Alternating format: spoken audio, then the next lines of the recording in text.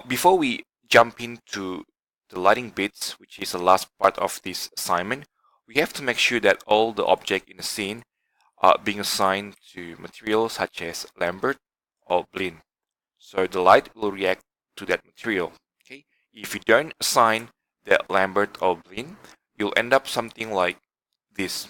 Okay, so this is what we have basically in CA1.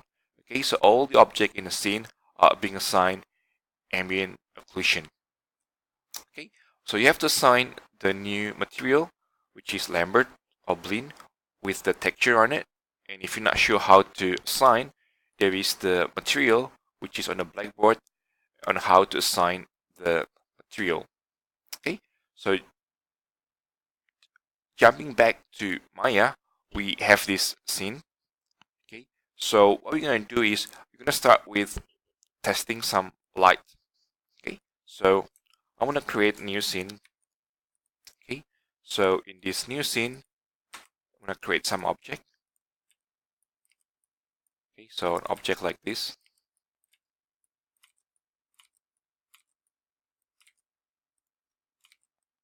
Okay, and if you render this using Arnold, you're going to end up something with a black scene.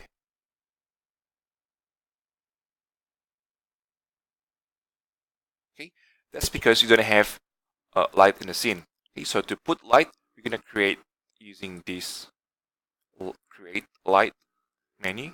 Okay, so there is ambient, directional, point, spot, area, and volume. Okay, so in this particular example, we're just going to use area and some directional. Okay, so this is what area lights look like. Okay, so you can scale up, and you can move, and you can rotate as per normal. Okay, you can place the light here.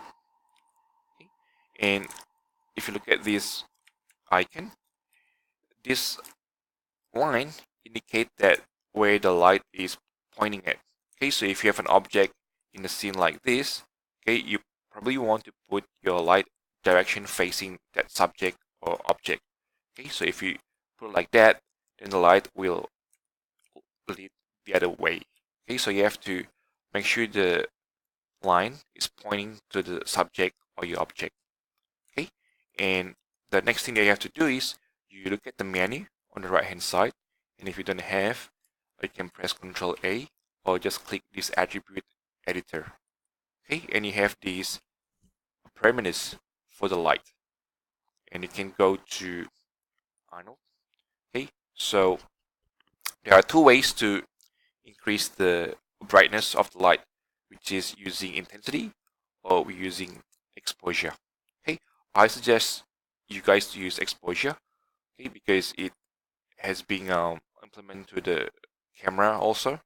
Okay, so it's the same setting as your phone, as your camera phone.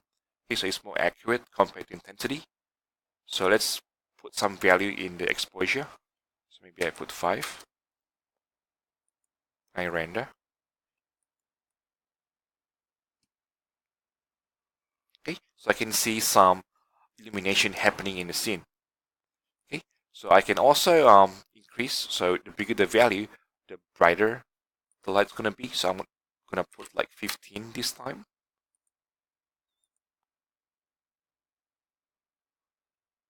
Okay, and I have like pretty much like very bright scene. Okay, maybe I'm gonna put 8 this time.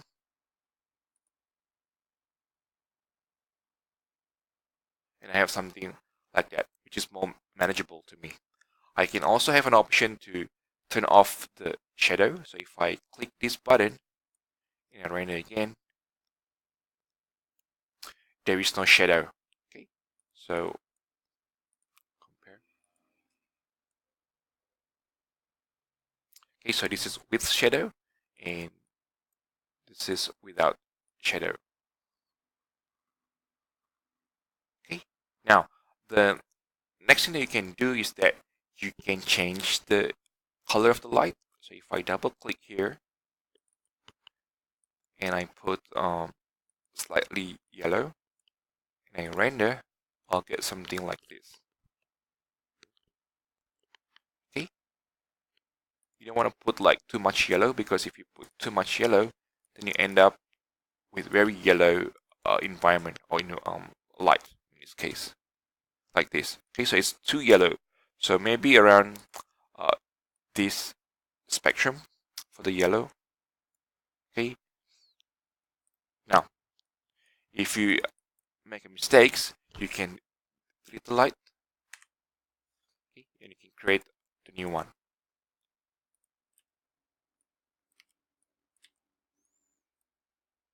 Okay.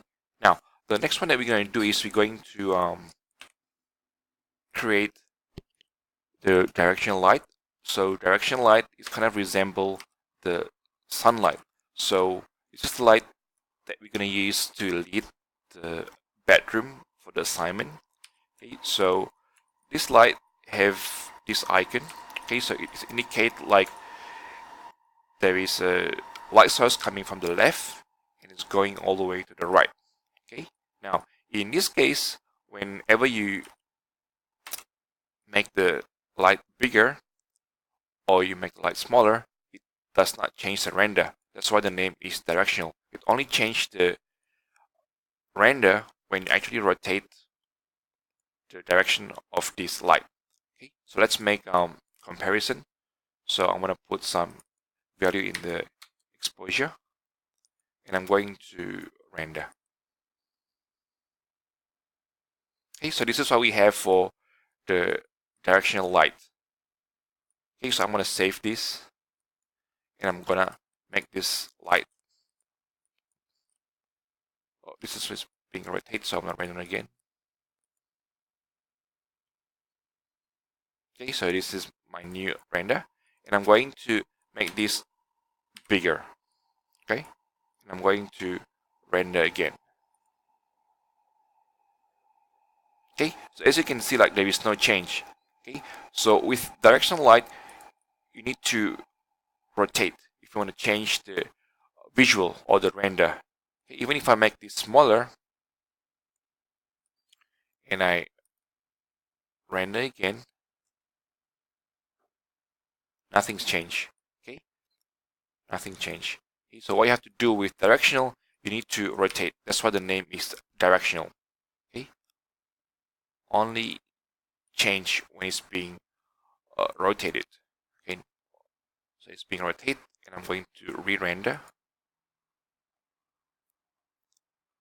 Okay, now as you can see, like the visual or the render is being changed. Okay, now the same thing with the directional. You can also change the exposure. You can also change the color, right? Maybe I want to change this to slightly blue.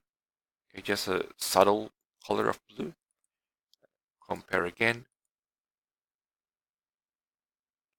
And I get something like this. Okay. Now, with directional, there is also an extra setting, which is angle. Okay. With the angle of 0, it will give you a nice crisp shadow. Okay, so if I increase my angle value to about 15, right, and I render, you'll get kind of like blurry shadow. So if I compare this and that, okay, so there is a difference in the shadow. Okay, so if you want your shadow to be a little bit more blurry, you can increase the value for the angle.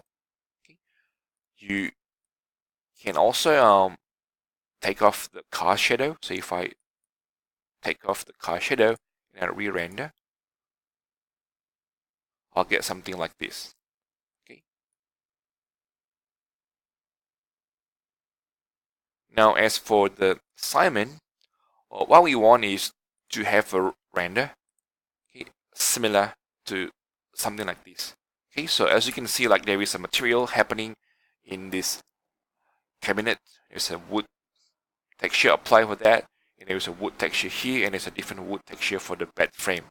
Okay, and kind of like a blackish material, and also whitish material for the wall.